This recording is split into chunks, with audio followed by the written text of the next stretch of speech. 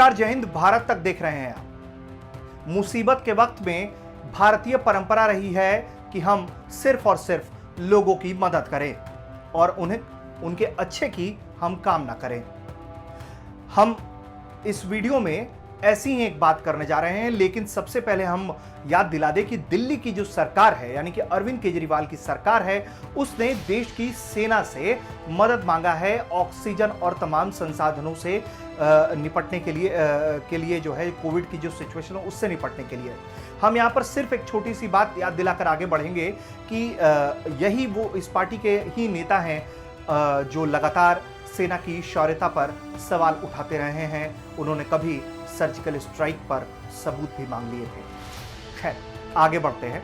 हम बात करते हैं कि दिल्ली में जो कोविड की स्थिति है वो इतनी भयावह हो चली है कि अब सेना की तैनाती की मांग हो रही है, सेना की मुस्तैदी से ड्यूटी पर लगाने की मांग हो रही है। इसको लेकर जो है देश के रक्षा मंत्री को चिट्ठी भेज दी गई है, यानी कि राजनाथ सिंह को दिल्ली सरकार की तरफ से चिट्ठी भेजी गई है कि सेना की मदद दिल्ली की सरकार को चाहिए, क्योंकि दिल्ली की सरकार के पास पर्याप्त मात्रा में ऑक्सीजन लाने के लिए वाहन ही नहीं है। उनके पास वैसे टैंकर्स नहीं हैं जो ऑक्सीजन लाने में इस्तेमाल किए जा सके। आपको बता दें कि दिल्ली की स्थिति इस वक्त ऐसी है कि सरकार, प्रशासन, हर कोई जो है व्यवस्था जितनी जो भी है वो सब बौनी की बौनी है।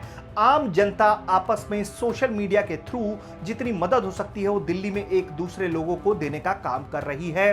दिल्ली में अस्पताल बनाने को लेकर कई तरह के बड़े बड़े दावे हुए, तमाम सुविधाओं को लेकर दावे हुए, लेकिन कोविड महामारी जैसे ही यहां पर बढ़ी वैसे ही सारी की सारी व्यवस्था जो है वो धराशायी होती दिख रही है।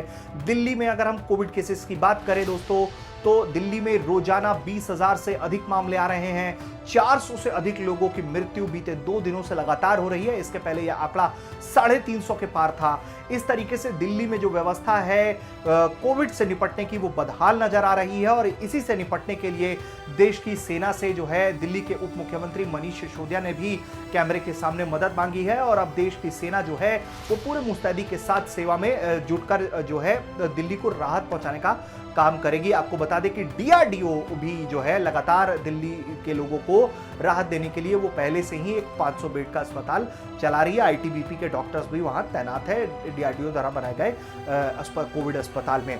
तो ऐसे में क्या कुछ कहा है दिल्ली के मुख्यमंत्री उप मुख्यमंत्री मनीष सिसोदिया ने, सुनाते हैं। हम तो क्योंकि हमें अभी ऑक्सीजन को लेकर काफ़ी समस्या हो रही है, तो हमने ऑक्सीजन सप्लाई करने के लिए सेना के पास अगर ट्रक हैं, हमने उनसे भी कहा है। डीआरडीओ के पहले से ही 500 बेड्स का सेंटर यहाँ पे चल रहा है। ऐसे सेंटर्स अगर और चल सकें तो और अच्छा होगा, लेकिन ऑक्सीजन लाने ले जाने के लिए इस समय हमें बहुत मदद की ज़रूरत है। और अगर जहाँ से भी, जिस सोर्स से भी मदद हो सकती है, प्राइवेट सेक्टर से, सोशल सेक्टर से, central government, different wings of central government, सबसे मांग